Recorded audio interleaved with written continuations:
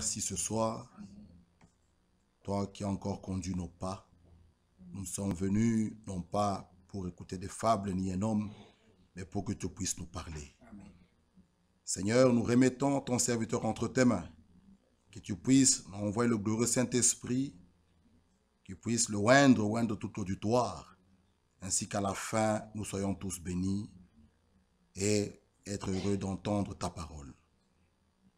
Merci pour ce beau week-end que nous avons passé. Merci pour ta parole que nous avons entendue. Merci pour les chants qui sont montés pour notre frère Queer. Merci pour la lecture que notre frère Job a lue. Maintenant, nous remettons ton serviteur, notre frère de donner entre tes mains. Que tu puisses de même, Seigneur, nous conduire et conduire toutes choses. Guéris ceux qui sont malades. Fortifie, Seigneur, ceux qui ont le cœur brisé. Oh Dieu, ceux qui ont fléchi, Seigneur, ceux qui ont rétrogradé, que tu puisses toi-même leur donner la force. Parce qu'il est écrit, ceux qui se confient en l'Éternel renouvellent leur force. Gloire à toi, oh Dieu. Merci pour tout. Ceux qui sont malades, nous les remettons entre tes mains. Comme il est écrit, par tes maîtres ici, nous sommes guéris. Nous le croyons, Seigneur, nous avons nos regards fixés qu'à toi. Conduis ce culte du début à la fin. Dans le nom de Jésus-Christ, je t'ai ainsi prié. Amen. Amen. Que le Seigneur vous bénisse. Amen. Je vous salue tous dans le nom de Jésus-Christ. Je ne sais pas comment les choses se sont passées ce week-end pour vous, mais pour moi, j'étais richement béni. Le Seigneur m'a réellement parlé et je l'ai encore une fois expérimenté. L'homme de Dieu est revenu encore sur la préparation et il a dit que la chose la plus importante, la chose la plus importante dans notre vie, c'est notre préparation. Nous sommes au temps de la préparation. Nous venons à l'église pour pouvoir nous préparer. Et notre préparation ne peut pas se faire en dehors du message. C'est pour cette raison que Dieu a envoyé un message pour que ce message puisse préparer la seconde venue de Christ. Pour que ce message puisse préparer nos cœurs, parce que Dieu veut des cœurs bien disposés. Dieu veut un peuple bien préparé, un peuple sanctifié, un peuple qui est attaché à sa parole. C'est pour cette raison que Dieu a envoyé ce message. Mais aujourd'hui, malheureusement, il y a des gens qui ont rejeté ce message, qui ont négligé ce message. Ils ont préféré, n'est-ce pas, les interprétations. Mais avec les interprétations, nous ne pouvons pas avoir une très bonne préparation. La vraie préparation, c'est au travers du message que Dieu a envoyé en ce temps. Donc, nous devons prendre au sérieux cette préparation. Nous devons prendre au sérieux le message que Dieu nous a envoyé, parce que ce message nous fait retourner à la Bible, nous fait retourner à la parole, aux enseignements des apôtres. Ce message nous renvoie à la parole de Dieu, à la Bible. Et la Bible dit, Jésus a dit dans Jean chapitre 17, au verset 17, que Père, sanctifie-les par ta vérité, ta parole est la vérité. C'est par la parole de Dieu que nous nous sanctifions. Et l'homme de Dieu a dit quelque chose de très important qui m'a beaucoup, ému. Il a dit, il y a des gens qui attendent le retour de Christ, n'est-ce pas, pour être sanctifiés. Il y a beaucoup de gens qui attendent le retour de Christ pour, je ne sais pas, recevoir le Saint-Esprit. Mais nous l'avons toujours montré dans cette assemblée, que la sanctification, c'est maintenant. Amen. Et l'homme de Dieu est revenu là-dessus. La sanctification, c'est maintenant. Ce n'est pas demain ou après-demain. C'est maintenant qu'il faut se sanctifier. Parce que la volonté de Dieu est de voir son peuple sanctifié par sa parole. C'est pour cette raison qu'il nous envoie toujours sa parole, pour que cette parole puisse nous transformer, pour que cette parole puisse faire de nous des fils et des filles de Dieu, nés de nouveau, et arriver jusqu'au baptême du Saint-Esprit. La pluie de l'arrière-saison, beaucoup attendent cette pluie, croyant que c'est en ce moment-là qu'ils seront baptisés du Saint-Esprit. Non. La pluie de l'arrière-saison ne viendra pas pour baptiser les gens du Saint-Esprit. Mais la pluie de l'arrière-saison tombera sur les gens, sur les hommes et les femmes qui sont baptisés du Saint-Esprit. Donc c'est maintenant la sanctification. C'est maintenant que nous devons expérimenter la vraie nouvelle naissance. C'est maintenant que nous devons expérimenter le baptême du Saint-Esprit. C'est maintenant que nous devons expérimenter, avoir de véritables expériences avec le Seigneur Dieu Tout-Puissant. Pas demain. Si vous attendez demain, alors là, vous êtes en train de perdre votre temps. Alors c'est pourquoi nous avons toujours dit que quand nous venons à l'église, c'est pour que Dieu nous parle. Quand nous venons à l'église, c'est pour que nous recevions la parole de Dieu. Quand nous venons à l'église, pour que cette parole fasse de nous, la Bible dit dans Jean chapitre 1, je crois au verset 12, un verset connu de tous, nous pouvons même le lire. Jean chapitre 1,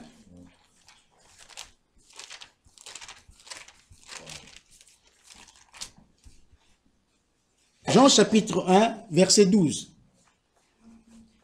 D'abord au verset 1, il est dit, « Au commencement était la parole, et la parole était avec Dieu, et la parole était Dieu. » Au verset 12, il est dit, « Mais à tous ceux qui l'ont reçu, à ceux qui croient en son nom, donc à ceux qui ont reçu la parole, à ceux qui ont reçu le message de Dieu, à ceux qui croient en son nom, elle a donné le pouvoir de devenir enfant de Dieu. » Donc c'est maintenant qu'on devient enfant de Dieu. Pas demain. Donc c'est maintenant qu'on devient enfant de Dieu, lesquels sont nés non du sang, ni de la volonté de la chair, ni de la volonté de l'homme, mais de Dieu. Amen. Donc c'est maintenant que nous devons faire des expériences avec Dieu. C'est maintenant que nous devons expérimenter la vie éternelle. C'est maintenant que nous devons expérimenter la nouvelle naissance, la vraie sanctification par la parole de Dieu. Amen. Amen. Donc, c'est ça, mon frère, ma soeur, pour revenir un peu sur ce que l'homme de Dieu avait dit ce week-end. Et puis, il y a une chose importante que je voudrais encore dire ce soir. Vous savez, nous pouvons chanter l'amour de Dieu. Mais cela ne suffira jamais. Nous pouvons prêcher sur l'amour de Dieu. Mais cela ne suffira jamais. Nous pouvons expliquer l'amour de Dieu. Mais cela ne suffira jamais. L'amour de Dieu, il faut l'expérimenter. L'amour de Dieu, il faut le vivre. L'amour de Dieu, c'est une expérience. Parce qu'il faut que chacun de nous puisse avoir une expérience personnelle avec son Dieu. Il faut que chacun de nous expérimente le véritable amour de Dieu. Je vais vous lire, nous allons lire ensemble dans Jérémie chapitre 31. Il ne faut pas que ça soit seulement un cantique. Il ne faut pas que ça soit seulement une prédication. Nous pouvons parler du matin au soir sur l'amour de Dieu. Ça va nous réjouir. Ça va nous faire du bien, c'est vrai. Mais cela ne suffira jamais. Parce qu'il faut que Dieu te révèle cet amour. Il faut que Dieu lui-même se révèle à toi.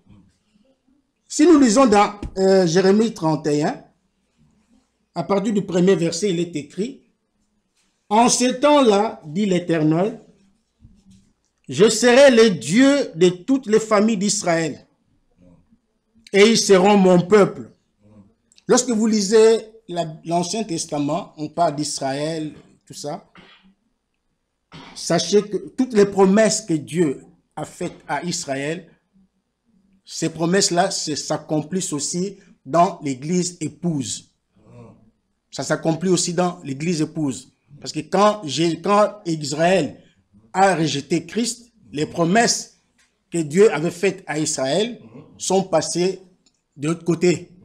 Donc, c'est ce que nous vivons, c'est ce que nous expérimentons. Jésus était venu pour Israël, mais comme Israël l'a rejeté, alors il s'est tourné vers les nations. Amen. Amen. Amen. Donc, quand vous lisez les promesses dans l'Ancien Testament qui parlent d'Israël, à la place d'Israël, mettez l'Église. Alléluia. Amen. Alors, ils seront mon peuple. Ainsi parle l'Éternel, verset 2. Il a trouvé grâce dans le désert, le peuple de ceux qui ont échappé au glaive. Israël marche vers son lieu de repos. Nous aussi, nous marchons vers notre lieu de repos. L'Église a aussi un lieu de repos. Mon frère, ma soeur, ce soir, tu as aussi un lieu de repos. Le lieu de repos pour toi ce soir, c'est en Christ. C'est en Jésus que nous avons le lieu de repos. Si tu veux avoir du repos, le véritable repos, eh ben, va en Christ, c'est là où tu vas te reposer. Amen. Amen. Maintenant, de loin, le verset 3 dit, de loin, l'Éternel se montre à moi. De loin, l'Éternel se révèle à moi. Ça, c'est merveilleux. De loin, l'Éternel se montre à moi. Et qu'est-ce que l'Éternel dit? Il dit, je t'aime. Il dit, je t'aime d'un amour éternel. Amen. Le Seigneur dit, je t'aime. Ça, c'est vraiment merveilleux. Je voudrais vraiment que ça soit, que chacun comprenne ça vraiment, que ça soit une révélation. L'amour de Dieu. Dieu doit se révéler à toi. Dieu doit révéler à toi son amour. Il faut que Dieu te dise, je t'aime. Chacun doit faire cette expérience-là, de l'amour de Dieu. Parce que quand Dieu t'aime, mon frère, ma soeur, même si tu as une maladie incurable, les docteurs t'abandonnent, tu sais que tu vas mourir d'un moment à l'autre. Mais si en toi, tu as la révélation de l'amour divin, tu sais que Dieu t'aime, eh bien, tu n'auras pas de crainte. Tu n'auras pas de crainte. Quelles que soient les difficultés que tu peux rencontrer. Mais si dans ton cœur, tu sais que Dieu m'aime, tu n'auras peur de rien. Même si je marche dans l'ombre comme David dit dans Psaume 23, il dit ceci. Nous allons revenir dans Jérémie. Dans Psaume 23, David dit, il dit, au verset 4, il dit, quand je marche dans la vallée de l'ombre de la mort, je ne crains aucun mal, Amen. Car tu es avec moi. Quelle assurance! Ta houlette et ton bâton me rassurent. Amen. Ça, c'est l'amour de Dieu. Il faut que chacun de nous ait un témoignage dans sa vie que Dieu l'aime. Oui. Amen. Il faut que chacun de nous ait dans sa vie une trace de l'amour de Dieu. Oui. Quelle que soit l'épreuve que tu peux avoir sur cette terre. Mais si tu sais que Dieu t'aime, tu n'auras aucune crainte. Amen. Tu vas marcher avec assurance, tête haute. Amen. Même si tu es affamé, tu n'as rien, tu as fait 2 jours sans manger, tu as des problèmes, des difficultés. Mais du moment où tu sais que Dieu t'aime, Oui. il t'a donné des preuves, les preuves de son amour. Alors là, tu es convaincu dans ton cœur que même si je meurs de faim, même si je suis diabétique, même si je suis hypertendu, même si j'ai ceci et cela, je sais que je marcherai, j'irai de l'avant avec assurance parce que Dieu est avec moi. Amen. Parce que Dieu m'aime. Amen. C'est ça. Ça, c'est merveilleux. C'est ça. C'est pourquoi nous revenons toujours. Il faut que chacun fasse une expérience avec Dieu. Il faut que chacun, chaque fils et fille de Dieu, ait une relation personnelle avec son Dieu. Amen. Dans Jérémie, il dit, je t'aime d'un amour éternel. Car si réellement tu sais que Dieu t'aime, sache que non seulement il t'aime, mais il t'aime d'un amour éternel. Même si tu tombes, C'est vrai. même si tu pêches, C'est ça. lui il t'aime. Amen. Quand Adam a péché, Dieu ne l'a pas rejeté. Il a puni, c'est vrai. Il a été puni. Parce que donc, celui qui a péché devant Dieu, il doit être puni. Qu'on le veuille ou pas, Dieu va le punir. Mais Dieu ne l'abandonnera jamais. Oui. Dieu n'abandonnera jamais son fils Non. qu'il a élu dès avant la fondation du monde. Alléluia. Adam a péché. Mais Dieu pouvait ouvrir la terre et enterrer Adam. Il dit, bon, c'est fini. Je veux faire un autre homme. Mais il ne l'a pas fait. Il ne l'a pas fait. Pourquoi? Parce qu'il a aimé Adam. Combien nous péchons? Tous les jours, examinons notre vie. Combien de fautes nous commettons chaque jour? Nous péchons tous les jours. Personne ne peut dire ici ce soir qu'il n'a jamais péché, qu'aujourd'hui, depuis ce matin, il n'a pas commis de péché. Personne. Nous commettons tous des erreurs d'une manière ou d'une autre.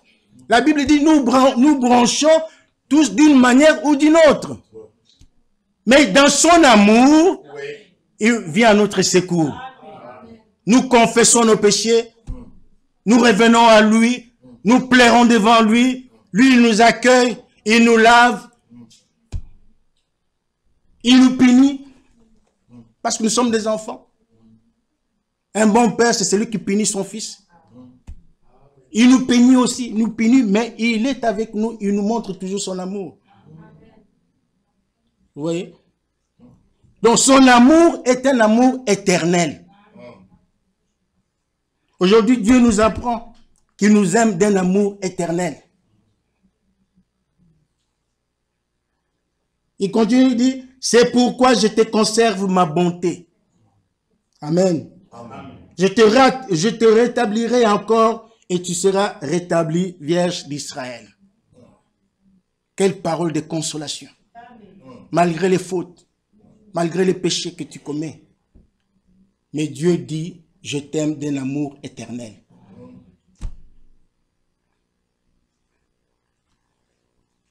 Dans Ésaïe 40,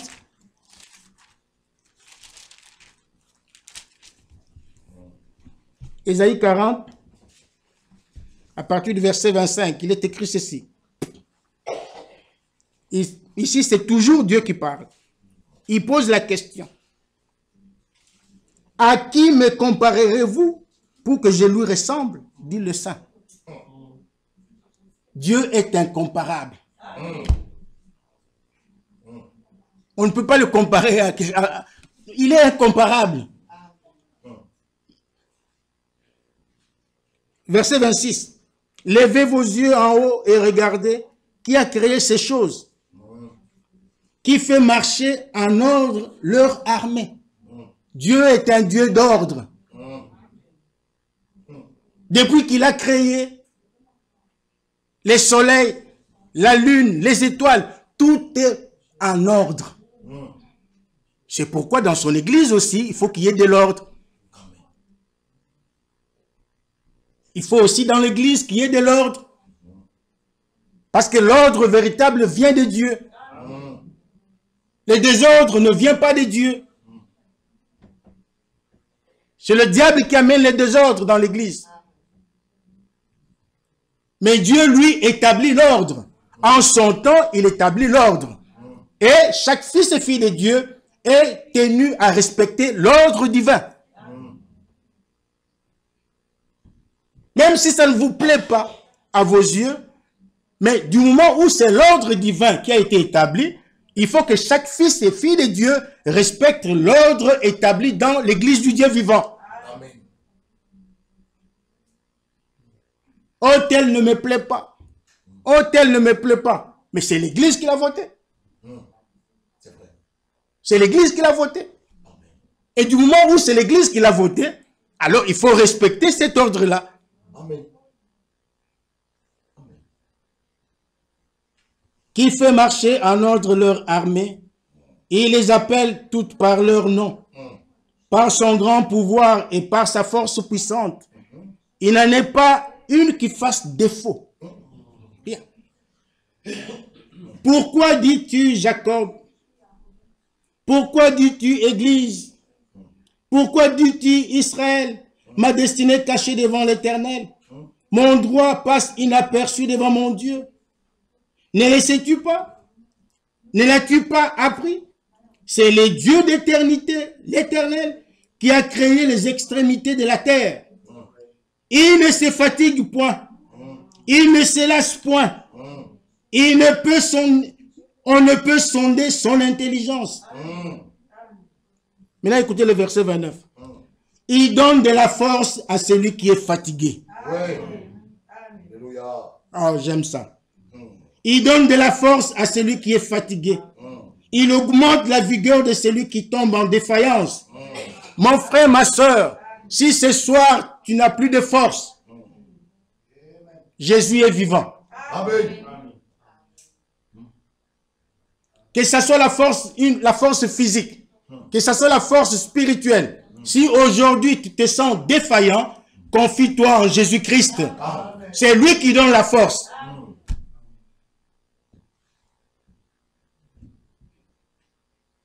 Il donne la force à celui qui est fatigué. Il augmente la vigueur de celui qui tombe en défaillance. Les adolescents se fatiguent et se lassent. Et les jeunes tombent, les jeunes hommes chancellent. Mais ceux qui se confient en l'Éternel renouvelleront leur force. Amen. Ils prennent leur vol comme les aigles. Ils courent et ne se lassent point. Ils marchent et ne se fatiguent point. Moi, je suis vraiment choqué d'entendre aujourd'hui les gens, après avoir travaillé pendant 8 heures, 10 heures, il revient à la maison. Ah, je suis fatigué. Je suis fatigué aujourd'hui, je ne serai pas allé à l'église. Pour moi, c'est vraiment un scandale. Toi, un enfant de Dieu, né de nouveau, si tu as réellement compris l'amour de Dieu, si réellement Dieu s'est révélé à toi, tu viens parce que tu es fatigué, tu dis que je ne peux pas aller à l'église, alors qu'à l'église, il y a celui qui donne la force, à l'église, il y a celui qui fortifie. Tu refuses de venir à l'église parce que je suis fatigué. Mais ça, c'est grave. Moi, ce qui me choque encore en plus, c'est, j'entends même, il y a des prédicateurs qui le font.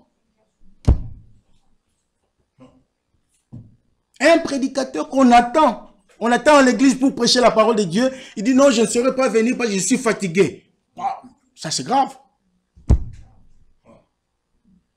La Bible dit, mais ceux qui se confient en l'Éternel renouvellent leur force. Oui. Mes frères et sœurs, pensez plutôt à cet homme de Dieu, Evald de Franck. Regardez un peu son âge. Regardez un peu son âge. Il a vieilli. Mais cet homme, malgré, pour marcher, pour descendre de petites marches là, on doit le tenir par la main. On le tient comme ça pour l'aider à à descendre. Mais il continue à faire ses voyages missionnaires. Dans cet état-là. Fatigué.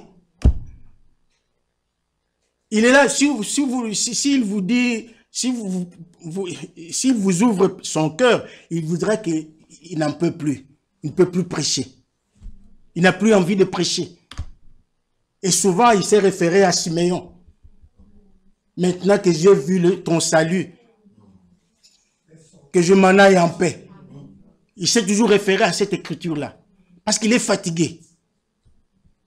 Mais puisqu'il doit servir Dieu, il continue à voyager. Fatigué.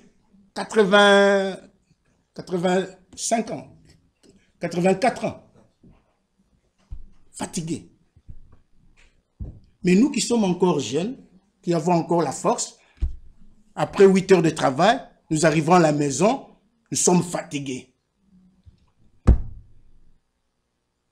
Mais lui, à 84 ans, il continue à voyager, à faire des longs voyages par avion.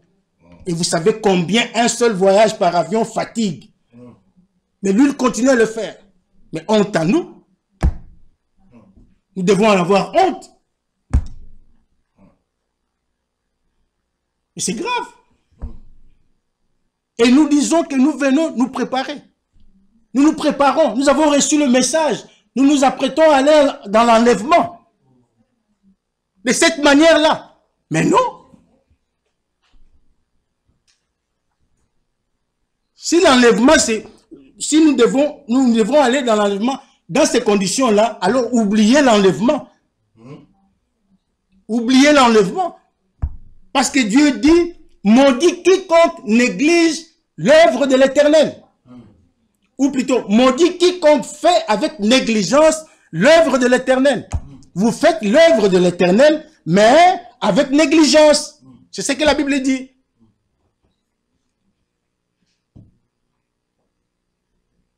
On nous a prêché, on a toujours prêché ici.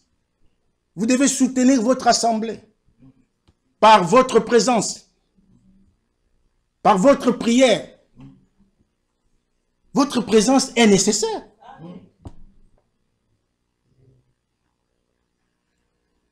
La présence de chaque fils et fille de Dieu est nécessaire dans l'assemblée locale.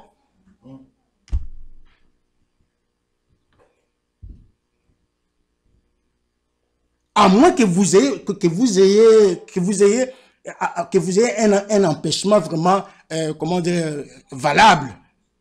Là, on peut comprendre. Mais pour une simple fatigue, je suis fatigué, je ne saurais pas aller à l'église aujourd'hui. Oh, mon frère, ça c'est... Moi, ça me choque. Excusez-moi de vous le dire. Ça me choque. Parce que toute la journée, nous avons couru derrière l'argent. Nous avons couru derrière beaucoup de choses. Des choses de ce monde qui vont passer un jour. Or, si nous avons la vie de Dieu en nous, nous devons la conserver.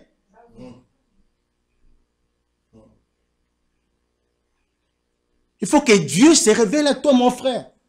Il faut que Dieu te révèle son amour.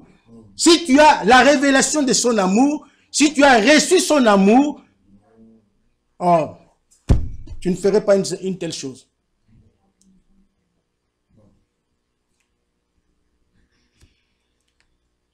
Mais ceux qui se confient en l'Éternel renouvelleront leur force. Ils prennent leur vol comme les aigles. Ils courent et ils ne se lassent point. Ils marchent et ils ne se fatiguent point. Confiez-vous en l'Éternel. Ayez confiance en Dieu. Mettez votre vie en Jésus-Christ. Jésus dit, venez à moi, vous tous qui êtes fatigués et chargés, je vous donnerai du repos. Amen. Jésus veut te donner son repos. Et le repos que Jésus veut te donner, c'est le baptême du Saint-Esprit. C'est ça le repos. Avant de vivre le millénaire, le millénium, le repos qui nous attend tous ces jours-là. Mais il y a d'abord le Saint-Esprit qui est le repos de nos âmes. Et il faut que chaque fils et fille de Dieu puisse expérimenter ce repos-là. Il faut que chaque fils et fille de Dieu expérimente le baptême du Saint-Esprit. C'est très important. Et c'est maintenant qu'il faut recevoir le Saint-Esprit. Je vais vous relire ce que Frère Branham dit ici dans Pourquoi le Saint-Esprit a été donné. Nous l'avons lu vendredi et permettez-moi de le relire encore aujourd'hui. Il dit, il est absolument nécessaire, essentiel et obligatoire que vous receviez le Saint-Esprit maintenant. Amen. Moi, ce qui m'intéresse, c'est le mot maintenant. Amen. Nécessaire, essentiel et obligatoire que vous receviez le Saint-Esprit maintenant. Sinon, vous ne pourrez pas participer à la résurrection. C'est le prophète qui le dit. Et on doit maintenant se poser la question. Pourquoi je ne reçois pas le Saint-Esprit? Parce que le Saint-Esprit est une expérience que chaque fils et fille de Dieu doit faire. Ce n'est pas une imagination. C'est une expérience.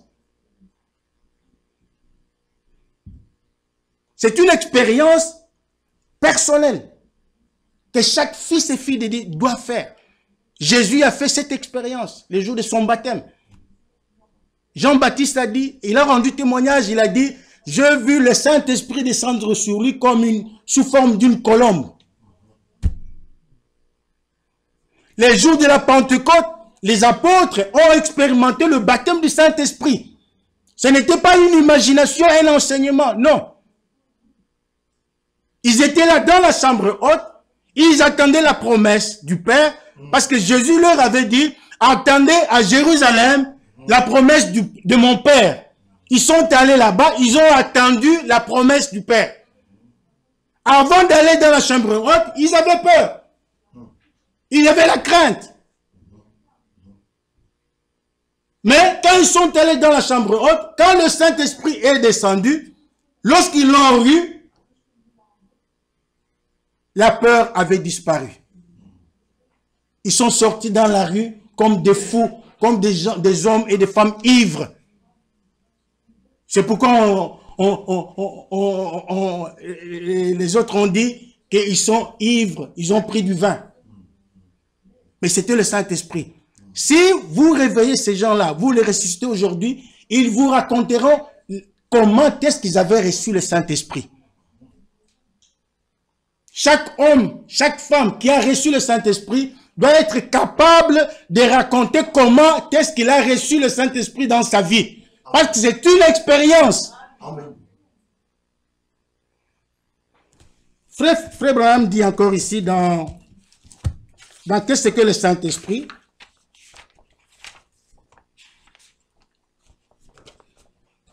Il dit, j'ai travaillé au chemin de fer avec Harry Weatherbury. Nous allions là-bas pour charger un wagon. Mon frère Doc se tenait à l'arrière pour aider à charger les wagons. Quand un wagon était chargé, l'inspecteur le vérifiait. Et s'il y trouvait quelque chose qui soit mal attaché, il ne plomberait pas ce wagon tant qu'il n'était pas complètement chargé et bien en ordre, de sorte que le chaos de la route ne puisse endommager ce chargement. Ce message, ces choses que j'ai lues ici, ce ne sont pas des choses nouvelles. Vous avez ces brochures-là dans vos maisons. Je ne sais pas si vous les lisez, mais je vous ai toujours recommandé, et Frère Franck l'a répété encore, lisez les brochures de Frère Branham. Parce que là, Frère Branham donne des messages de correction. Là, Frère Branham va tout droit dans nos vies. Frère Franck insiste beaucoup là-dessus. Il faut lire le message de Frère Branham. C'est pour notre sanctification. Alors, le paragraphe 50, il en est de même pour nous. Lorsque nous ne recevons pas le sceau, c'est parce que certaines choses en nous ne sont pas en ordre. Je répète, il en est de même pour nous. Lorsque nous ne recevons pas les sceaux, c'est-à-dire le sceau du Saint-Esprit, c'est parce que certaines choses en nous ne sont pas en ordre. Il faut que chacun de nous examine son cœur. Il faut que chacun de nous examine sa vie. Que chacun laisse au Saint-Esprit qui est l'inspecteur examiner sa vie, conformément à la parole de Dieu. S'il y a des choses qui ne marchent pas bien, c'est lui qui te dira que telle et telle chose n'est pas en place. Maintenant, à toi d'arranger la chose pour que le Saint-Esprit vienne. Amen. Amen. Quand l'inspecteur vient vérifier notre vie, pour voir si nous ne sommes pas un peu trop négligents en toutes choses, un peu négligents dans notre vie de prière.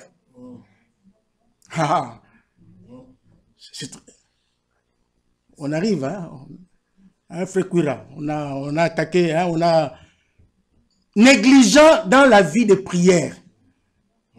C'est une des causes pour lesquelles le Saint-Esprit ne peut pas venir te sceller. Si tu négliges la vie de prière, tu es toujours là en train de manger, tu n'es que manger, travailler, chercher l'argent, tout ça, travailler ici, là-bas, et puis tu reviens fatigué, tu n'as même pas le temps de méditer la parole de Dieu, tu n'as même pas le temps de prier, tu te mets sur le divan et tu t'endors, fatigué. Tu te relèves demain matin, tu reprends encore le même chemin. Mais quand est-ce que tu auras le temps de prier? C'est l'une des causes. Si nous ne sommes pas un peu trop négligents en toutes choses, un peu négligents dans notre vie de prière, un peu négligents dans notre caractère. Lisez cette brochure. Dans notre caractère. Un peu trop négligent en parlant des autres. Le Saint-Esprit ne viendra pas. Tu es toujours là en train de critiquer sœur telle, frère tel. Ah, tu sais ce qu'il a fait. Tu sais, t'as pas entendu. Ça attriste le Saint-Esprit. Cessez avec les critiques. Un vrai enfant de Dieu ne peut pas critiquer son frère. Un vrai enfant ne peut même pas critiquer un païen. Ça ne peut pas sortir de sa bouche. Non. Dans la bouche d'un chrétien, ne doit sortir que des paroles assaisonnées de sel. Des paroles de bénédiction. Pas de critiques. Ton frère pour lequel Jésus est mort, ta soeur pour laquelle Jésus a versé son sang, tu les critiques. Mais si tu les critiques, c'est Jésus que tu critiques. Si tu reconnais ce soir que tu as critiqué ton frère, tu as critiqué ta soeur, répands-toi mon frère, répands-toi ma soeur, va vers ton prochain, répare avec lui pour que ta vie soit en ordre devant Dieu.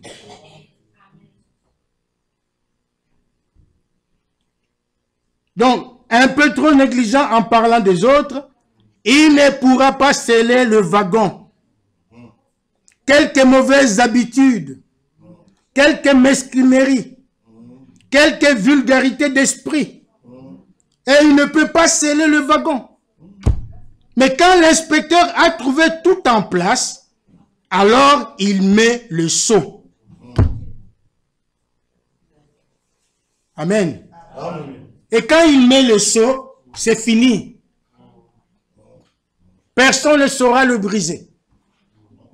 La Bible dit, n'attristez pas le Saint-Esprit pour lequel vous avez été scellés jusqu'au jour de la rédemption. Nous avons besoin du sceau. Nous n'avons pas besoin seulement de l'onction. L'onction est une bonne chose aussi. Elle nous assiste dans nos prières. Elle nous assiste lorsque nous sommes dans l'adoration. Elle nous assiste. Elle nous fait parler en langue.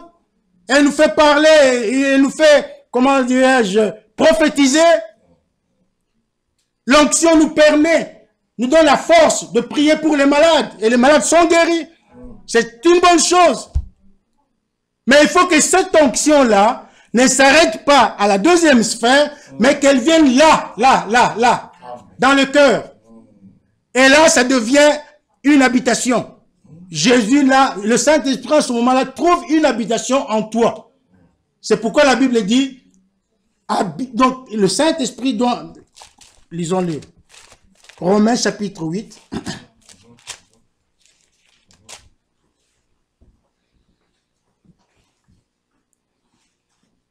Romains chapitre 8.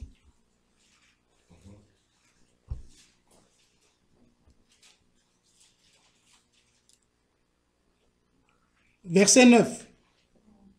Pour vous, vous ne vivez pas selon la chair, mais selon l'esprit. Si du moins l'esprit de Dieu habite en vous. Si quelqu'un n'a pas l'esprit de Christ, il ne lui appartient pas. Verset 11. Et si l'esprit de celui qui a ressuscité Jésus d'entre les morts habite en vous, celui qui a ressuscité Christ d'entre les morts rendra aussi la vie à vos corps mortels par son esprit qui habite en vous. Là, il s'agit d'habitation. Alléluia.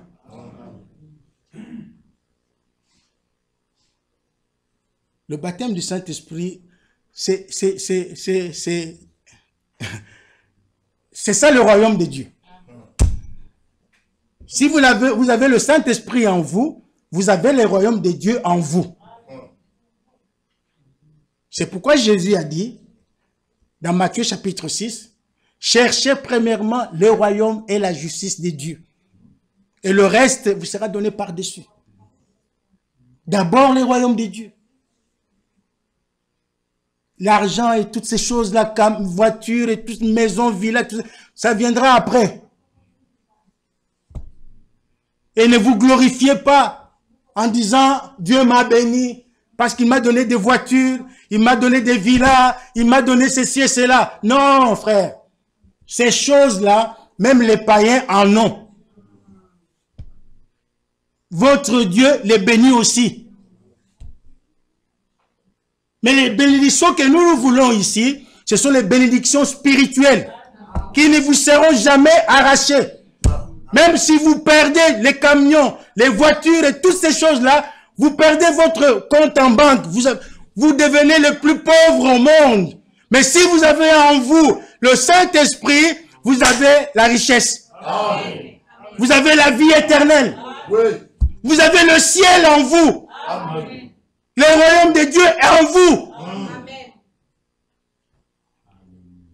C'est maintenant qu'il faut chercher le Saint-Esprit. Mon Dieu. Le frère Job a lu Luc 4 ici.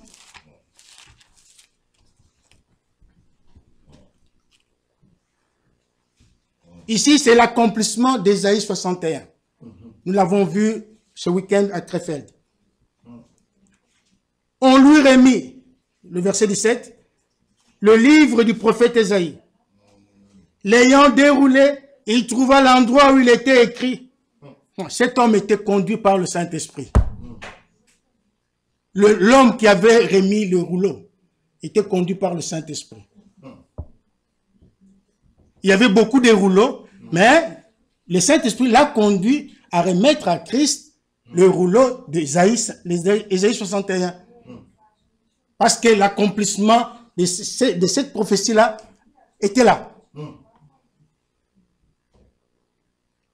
Verset 18. L'Esprit du Seigneur est sur moi, parce qu'il m'a oint pour annoncer une bonne nouvelle aux pauvres. Il m'a envoyé pour guérir ceux qui ont le cœur brisé. Oh, c'était merveilleux. Si vous avez un cœur brisé ce soir, Jésus est là. Jésus est là pour vous consoler. Pour proclamer aux captifs la délivrance et aux aveugles le recouvrement de la vue, pour renvoyer libres les opprimés, pour publier une année de grâce du Seigneur. Nous sommes dans cette année-là de grâce. Et le verset 21, aujourd'hui, cette parole de l'Écriture que vous venez d'entendre est accomplie. Quand Jésus était là, cette parole était accomplie. Et cette parole, ce soir encore, elle est valable. Parce que Jésus-Christ est le même hier, aujourd'hui, éternellement. Jésus est venu pour délivrer tout celui qui est captif. Si tu es encore lié à quelque chose, à un démon, tu es lié à la cigarette, tu es lié au mensonge, tu es lié à la prostitution, tu as encore des choses en cachette que nous ne connaissons pas. Si tu es encore lié à ces choses-là, si tu es sincère, Jésus aujourd'hui, ce soir, il est prêt à te délivrer. Amen. Parce qu'ici, nous ne voulons pas des démons. Nous ne voulons pas des gens possédés des démons. Nous voulons des gens qui sont réellement délivrés. Amen. Parce que quand Jésus est venu, la première des choses qu'il fit était de délivrer tout ce qui était possédé. Il a d'abord délivré les femmes qui étaient possédées et après ces femmes-là l'ont servi. Vous ne pouvez pas servir Dieu avec des démons en vous. C'est impossible. Il faut d'abord la délivrance. La vraie délivrance. Amen. La délivrance qui vient du ciel. Amen. Jésus délivre. Oui. Tu as trempé à la magie. Tu as trempé à la sorcellerie. Ces choses-là, venez ce soir. Si vous êtes encore liés à ces choses-là, voyez le frère Michel. Il fera ce travail-là. Jésus-Christ est le même hier, aujourd'hui, éternellement. Amen. Ton corps est le temple du Saint-Esprit. Ton corps n'est pas le temple des démons. Non. Ton corps n'est pas le temple du péché. La sanctification, c'est maintenant. Amen. Oui. Frère Franck dit ceci. Écoutez-moi bien. Il dit... La victoire sur les puissances des ténèbres est une réalité. Amen. Amen. La puissance, la victoire sur les puissances des ténèbres est une réalité. Mais elle doit être révélée à chacun personnellement. Amen.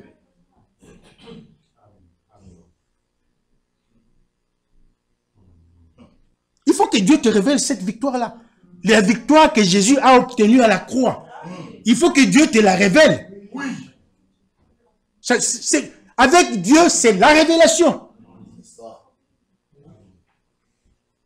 Et il continue, il dit, notre Seigneur dit dans Luc chapitre 10, verset 19, « Voici, je vous ai donné le pouvoir de marcher sur les serpents et les scorpions et sur toute la puissance de l'ennemi, et rien ne pourra vous nuire. » Maintenant, il continue, il dit, « Ainsi, de même que le salut a été accompli une fois pour toutes, mais doit être reçu de chacun personnellement, après une fois pour toutes, non, je me suis répété, mais doit être reçu de chacun personnellement, après que la personne en ait reconnu la nécessité. Ainsi, l'homme doit être conscient, dans la présence de Dieu, de ce qu'il a besoin de la délivrance. Celui qui ne comprend pas qu'il est perdu ne peut pas être sauvé. Celui qui ne comprend pas qu'il est perdu, Dieu ne peut pas le sauver. Dieu n'oblige personne. Non, non, non. Dieu met dans l'homme le libre arbitre. C'est à l'homme de choisir. L'homme doit reconnaître que je suis possédé des démons. J'ai tel et tel esprit dans ma vie. L'homme doit reconnaître cela et venir à Christ pour que Christ le délivre. Amen. Celui qui ne reconnaît pas qu'il est dominé par les puissances des ténèbres ne peut pas être délivré. Que Dieu soit loué. Amen. Nous avons un Dieu vivant. Oui. Amen. Nous avons le Dieu nous avons un Dieu qui est le Tout-Puissant. Amen. Rien ne peut résister devant le Seigneur Jésus-Christ. Rien du tout. Aucun démon ne peut résister à Jésus. Et je dirais encore ceci, aucun démon ne peut résister à un véritable fils de Dieu. Amen. Pourquoi? Parce que Jésus a donné le pouvoir. Amen. Il a dit, je vous ai donné le pouvoir Alléluia. de marcher sur les serpents, sur les scorpions et sur toute la puissance de l'ennemi. Amen. Et il ajoute, il dit, rien ne pourra vous nuire. Rien. C'est ça. C'est pourquoi il faut avoir le Saint-Esprit. Oui. C'est pourquoi il faut chercher le Saint-Esprit. Il faut l'avoir. C'est une promesse. Pierre a dit, la promesse est pour vous, pour vos enfants. Et cette promesse est gratuite. C'est sans prix, sans payer, sans argent. C'est gratuit. Et Dieu donne le Saint-Esprit à celui qui en a soif. Oui. Si tu n'as pas soif du Saint-Esprit, Dieu ne te le donnera pas. Et puis il y a une chose. Il y a une chose. Je l'ai toujours dit. Quelqu'un peut penser qu'il a reçu le Saint-Esprit alors que réellement il ne l'a pas encore reçu. Ça c'est dangereux. C'est pourquoi il faut chaque jour examiner sa propre vie. C'est mieux. C'est mieux pour quelqu'un qui a reçu le Saint-Esprit, mais qui doute, qui se cherche, qui dit, le Seigneur, donc, il cherche la confirmation. Le Seigneur confirme, est-ce que c'est ça? Est-ce que c'est vraiment ça? C'est mieux pour cet homme-là. Mais c'est lui qui croit, oh non, parce qu'il a senti une sensation ou quelque chose comme ça, parce qu'il a tremblé, quand il était en prière, il a tremblé, ah, j'ai reçu le Saint-Esprit. Non. D'ailleurs, on le verra. D'abord, après l'expérience, on verra ton attitude vis-à-vis de la parole de Dieu. Parce que c'est lui qui a reçu le Saint-Esprit. L'évidence du Saint-Esprit, c'est de croire à toute la parole de Dieu. Amen. Amen. Toute la parole de Dieu. Voilà quelqu'un qui a reçu le Saint-Esprit. Frère Branham pensait que c'était l'amour. Il pensait que l'évidence du Saint-Esprit, c'était l'amour. Mais Dieu l'a corrigé. Dieu lui a montré que l'évidence du Saint-Esprit, c'est croire à toute la parole de Dieu. Amen. Nous avons beaucoup de gens aujourd'hui qui croient à la fausse doctrine et qui témoignent avoir le Saint-Esprit. J'en connais beaucoup. Ils chantent partout qu'ils ont le Saint-Esprit. Mais ils refusent la parole de Dieu.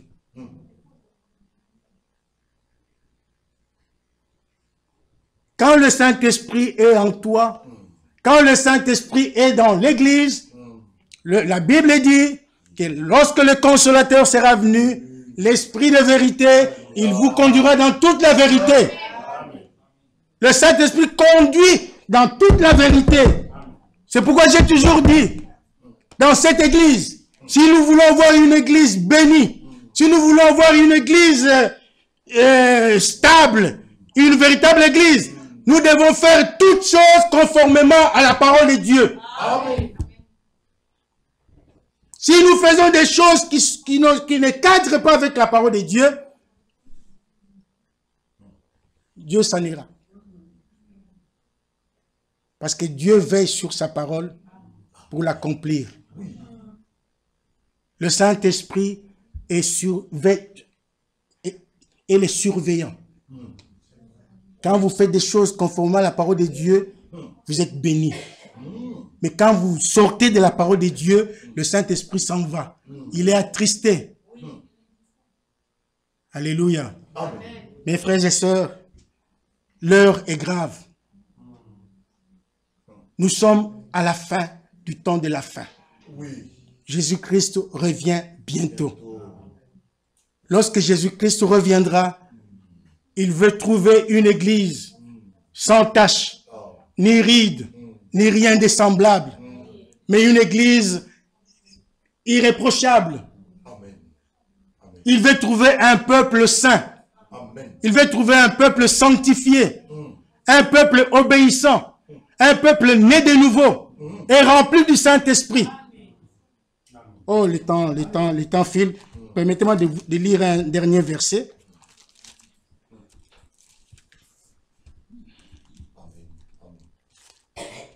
Colossiens chapitre 2.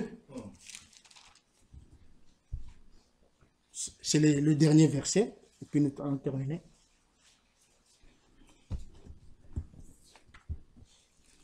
Nous pouvons même le lire debout. Et puis nous allons prier.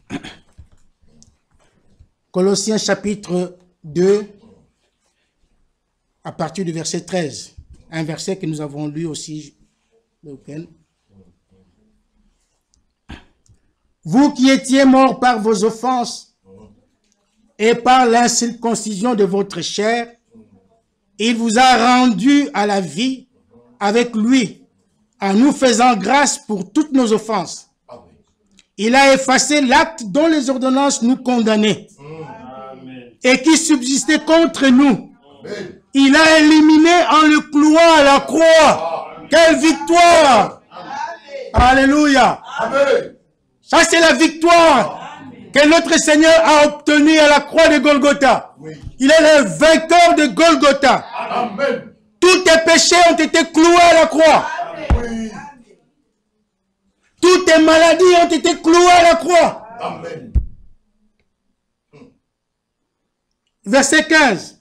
Il a dépouillé les dominations et les autorités et il les a livrées publiquement au spectacle en triomphant d'elles par la croix. Oh, nous avons la victoire. La victoire est dans le sang de Jésus-Christ. Mon frère, il te suffit seulement de croire. Ne doute pas. Quels que soient les problèmes que tu as ce soir, nous avons maintenant l'occasion que chacun invoque le nom du Seigneur Jésus-Christ. La Bible dit, quiconque invoquera le nom du Seigneur ne sera point confus. Jésus est là. Il a dit, là où 2 ou 3 sont réunis en mon nom, je suis au milieu d'eux. Il est au milieu de nous maintenant.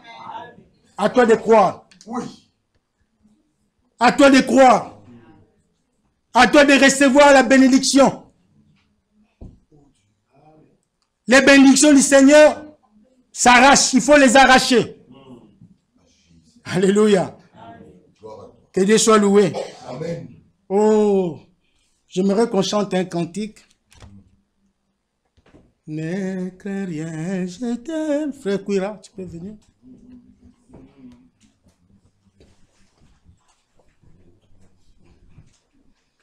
J'ai pas de regard. Ah, merci. C'est le numéro combien? Pardon? 56.